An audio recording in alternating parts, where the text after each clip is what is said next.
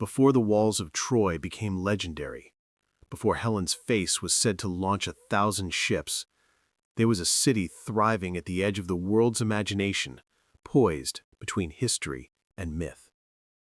Troy was more than a backdrop for heroic tales.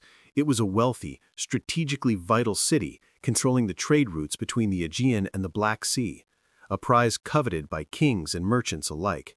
Its walls, said to be built by gods themselves, were not mere ornamentation. They represented centuries of labor, defense, and pride, a symbol of a city that refused to bend to external threats. The Greek world, fractured into city-states, often at war with each other, also harbored ambitions that extended beyond mere survival.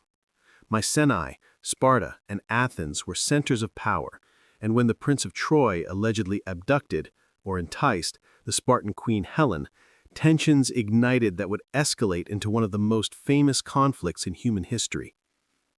But beneath the glitter of romance and legend lay a far more brutal reality. This war was not a tale of gods and heroics, but of greed, power, and devastation. Homer's epics, composed centuries later, immortalized the deeds of Achilles, Hector, and Odysseus, casting the Trojan War in a poetic, heroic light. Yet archaeology and historical analysis reveal a different story, one of sieges, famine, merciless raids, and strategic cunning. Troy's location, at a crossroads of trade and resources, made it a magnet for Greek aggression. The Greeks were not merely motivated by love or revenge, they sought control of wealth, maritime dominance, and political influence in the Aegean world. Even before the first ships sailed, preparations were massive. A coalition of Greek city-states formed, contributing soldiers, sailors, and supplies.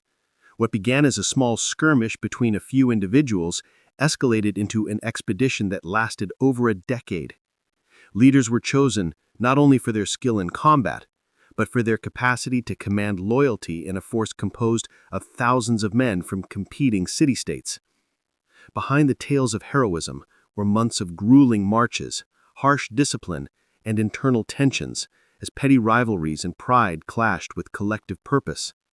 Troy, too, was preparing. King Priam, older than many of the Greek leaders and seasoned by decades of governance, marshaled his defenders with relentless precision. Archers lined the walls, spearmen drilled in courtyards, and scouts patrolled the surrounding plains. Every decision mattered, because the stakes were more than honor. They were survival. If Troy fell, the city would be burned, its wealth plundered, and its people scattered or enslaved. The seeds of a war that would leave entire generations scarred were sown not in legend, but in the harsh reality of strategic necessity, ambition, and human frailty. Long before the first arrow was loosed over the walls of Troy, the Greek world was in motion. The war that would be remembered for millennia began not in a single battlefield, but across countless city-states, each preparing soldiers, ships, and supplies for a conflict that would test endurance, loyalty, and leadership. Sparta, Mycenae, Athens, and countless smaller polities sent men and resources, answering the call of Agamemnon, the king of Mycenae and commander of the coalition. This was not a romantic expedition. It was a logistical nightmare, a massive mobilization of thousands of warriors and sailors, each with their own agendas, rivalries, and grudges. The Greek fleet assembled at Aulis, a harbor lined with hundreds of ships, each vessel carved from timber and equipped for war at sea. Rowers trained tirelessly, learning to move in perfect synchrony. Sailors maintained rigging and sails. Soldiers honed their skills with bronze-tipped spears and round shields. Every detail mattered but decimate crews, and even the slightest delay could give the Trojans precious time to fortify their walls. Discipline was rigid, but tensions simmered. Leaders argued over strategy, supply lines faltered, and tempers flared among soldiers unused to months of close quarters, because the voyage to Troy was treacherous, crossing the unpredictable waters of the Aegean. Storms could scatter fleets, disease could decimate crews. Some men, motivated by glory, thirst for vengeance, or promises of wealth, pushed forward eagerly. Others, aware of the risk and the unknown, questioned the wisdom of marching on a city famed for its defenses and cunning king. Still, Agamemnon's authority, backed by the shared desire to retrieve Helen and assert Greek dominance, kept the coalition together. The first battles were fought not at the gates of Troy, but on the surrounding plains and coastal approaches. Greek forces arriving in waves skirmished with Trojan scouts and raiding parties. Archers exchanged volleys, cavalry tested flanks, and ships patrolled the shorelines, attempting to secure footholds for larger assaults. Each engagement revealed the discipline and coordination of the Greeks, but also the ingenuity of the Trojans. Prince Hector, Priam's eldest son, demonstrated a rare combination of courage and tactical acumen, launching counterattacks that slowed the Greek advance and inflicted serious losses. Amid the chaos, the psychological stakes were as high as the physical. Greek leaders needed to inspire confidence among men from rival city-states, maintain cohesion, and prevent desertion. The long duration of the campaign added pressure. Soldiers lived in fear of disease, starvation, and the harsh summer sun, while families waited anxiously back home, uncertain if their sons would return. The war was no longer a tale of a single stolen queen. It was a grinding test of human endurance, leadership, and strategy. By the time the first Greek encampments formed on the plains outside Troy, the city itself was a fortress bristling with preparation. Towers had been reinforced, gates repaired, and patrols doubled. Every Trojan citizen played a role in defense, from blacksmiths forging weapons to farmers carrying provisions. The Greeks had arrived expecting a swift victory, but the reality was clear. Troy would not fall easily.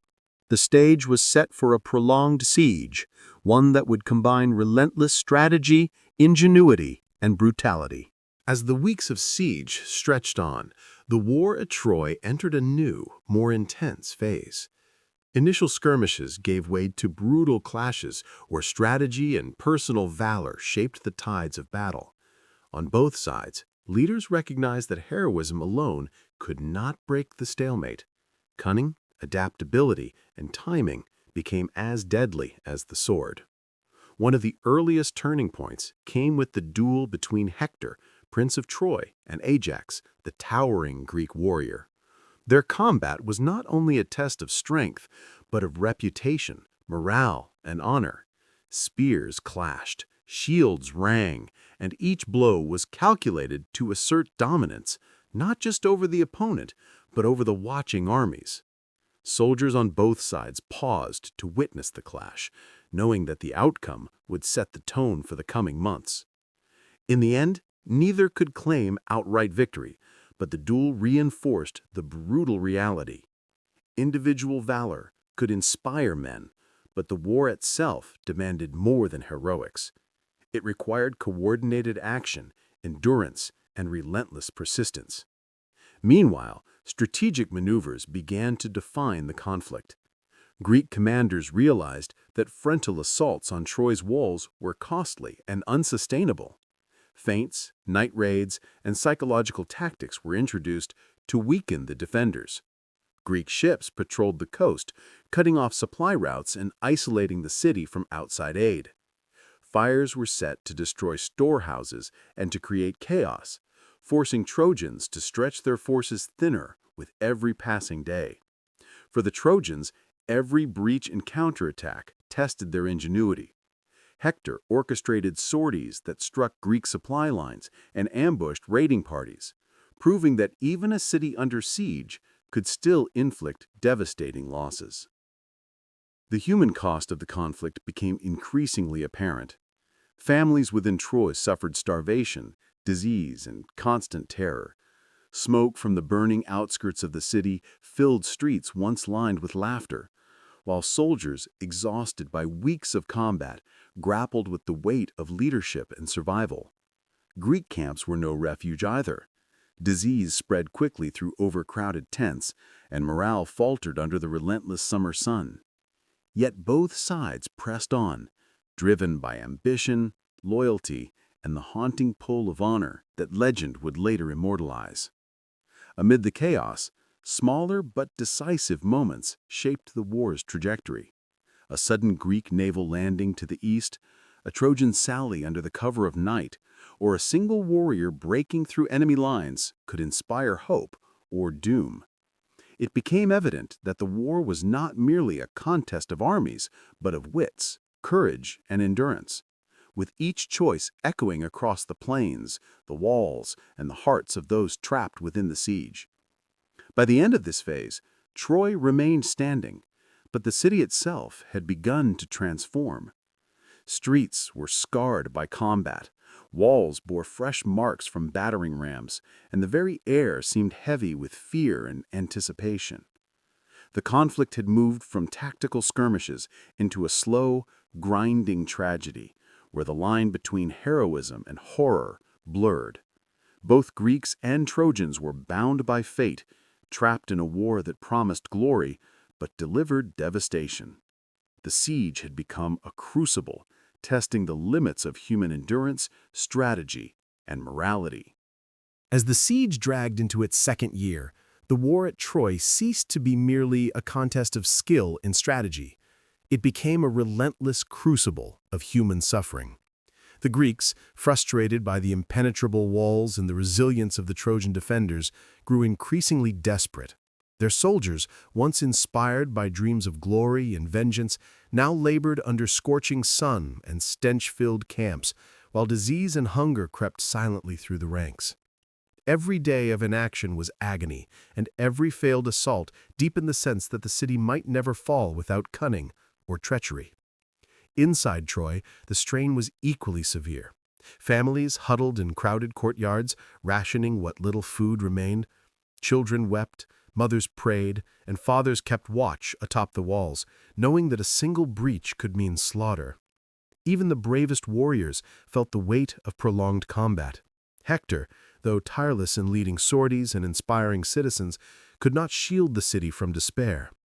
Each day, the once vibrant city seemed smaller, narrower, suffocating under fear and exhaustion. Troy's grandeur, immortalized in song and story, was eroding under the very siege meant to define its legend. Betrayal began to emerge as a weapon more effective than any sword. Some minor Trojan nobles, fearing total destruction or seeking personal gain, considered secret negotiations with the Greek commanders. On the Greek side, envy and rivalry among leaders threatened unity. Agamemnon's authority was constantly challenged, and factions debated whether to continue the siege or return home, weary and broken. In these quiet, tense moments, the war revealed its cruelest truth. Human ambition, pride, and fear were as potent as any arrow or spear, capable of reshaping the battlefield even before a fight began. Amid these strains, some of the most devastating moments occurred in sudden bursts of violence. Greek raiding parties penetrated city suburbs, burning granaries and killing civilians. Troy's defenders, attempting to repel them, often suffered catastrophic losses, creating a cycle of reprisal and suffering that engulfed both soldiers and innocent people. The lines between combatant and civilian blurred, and with each passing week, the cost of war became more personal, more immediate, and far more tragic. Yet even in this darkness, acts of courage and defiance continued. Hector and other Trojan warriors led daring sorties to disrupt Greek positions, protecting families and delaying the inevitable. Greek commanders, like Diomedes and Ajax, demonstrated strategic brilliance, using deception and timing to inflict maximum damage while conserving their dwindling forces. But heroism could not halt hunger, disease, and despair. The siege had transformed from a military campaign into a prolonged ordeal of endurance, a relentless test of human will under unbearable conditions. By this stage, both armies were shadows of their former selves. Troy, despite its fortifications and courage, showed signs of fracture and desperation. The Greeks, though relentless in determination, were exhausted, haunted by their inability to secure a swift victory. The war had become a grinding engine of suffering, where every action produced consequences measured not in strategy alone, but in the cumulative human cost: burned homes, shattered families, and countless lives sacrificed to the ambitions of kings and the whims of fate. The tragedy of Troy was no longer a story of heroism. It was the unvarnished reality of war, where victory came at the highest price imaginable. By the 10th year, the siege had ground both Greeks and Trojans into a state of exhaustion. Troy, once a bustling city of wealth, trade, and culture, had become a shadow of itself. Its walls bore scars from relentless battering, its streets were littered with rubble, and its citizens were haunted by hunger, fatigue, and fear. The Greeks, despite their numerical superiority and unmatched skill, were frustrated by their inability to breach the fortifications. Victory seemed just beyond reach, and yet, as history would reveal, the war would not end through brute force, it would end through cunning. Odysseus, king of Ithaca and master of strategy, conceived a plan that would redefine warfare forever. He proposed the construction of a massive wooden horse, hollowed to conceal a select force of Greek soldiers within. To the Trojans, it would appear as an offering to Athena, a symbol of surrender and goodwill, signaling the Greeks' departure from the battlefield. The brilliance of the plan lay not in strength, but in deception. The Greeks relied on human pride, curiosity, and the hope for divine favor to deliver Troy into their hands. The Trojans debated fiercely. Some, like Laocoon, warned against trusting the gift, citing intuition and the gods' known capriciousness. "Beware Greeks bearing gifts," he cried, attempting to destroy the horse before it could enter the city. Others, weary from years of siege and desperate for hope, interpreted the horse as a sign of divine favor and victory, a way to end a decade of suffering without further bloodshed. Pride and exhaustion outweighed caution. The horse was brought within Troy's gates, and for the first time in 10 years, the city breathed a fragile sigh of relief. Night fell, and with it came silence that belied the horror to come. While the Trojans slept, the hidden Greek warriors slipped from their wooden prison, quietly killing guards and opening the city gates for the returning Greek army. The scene that unfolded was chaos incarnate. Streets that had once been orderly now became killing fields. Homes and temples were set ablaze, and cries of panic echoed across the city. Troy's defenders, unprepared for treachery of this magnitude, were slaughtered or captured in rapid succession. Hector, the city's greatest warrior, had long since fallen in combat to Achilles, leaving a leadership vacuum. Priam, the aging king, witnessed the annihilation of his city with disbelief and grief. Families were torn apart, wealth was plundered, and the cultural heart of Troy, the libraries, the temples, the palaces, was consumed by fire and sword. The war that had begun over love, honor, and pride had culminated in total devastation, a catastrophic reminder that cunning and deception could rival even the fiercest army. The fall of Troy became a legend, not only because of heroics, but because of its terrifying lessons. A city that resisted for a decade succumbed not to the might of its enemies, but to its own hubris and the brilliance of a cunning adversary. Survivors were few. Stories of escape, like that of Aeneas, would later inspire new myths and civilizations, but the human cost was immense.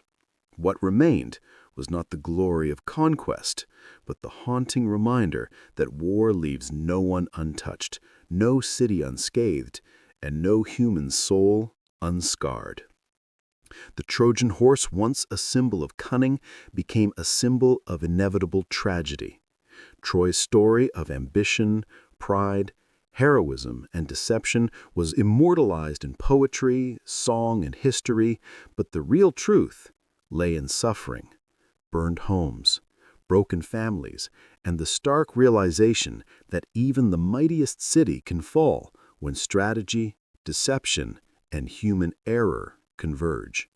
This was the brutal reality behind the myth, a truth that echoes across time and continues to fascinate, horrify, and teach lessons about war, power, and human nature.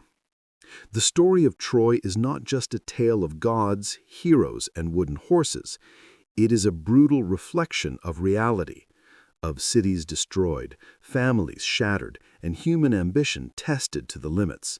By understanding the true cost of this legendary war, we glimpse not only the world of ancient civilizations, but the timeless nature of human conflict. If you found the hidden truths of Troy fascinating, make sure to hit that like button and subscribe so you won't miss our deep dives into history's most epic battles. Share your thoughts in the comments. Do you think Troy could have survived without the Greek deception? And remember, history is more than dates and names. It's the stories of real people facing impossible odds and the lessons they leave behind for all of us.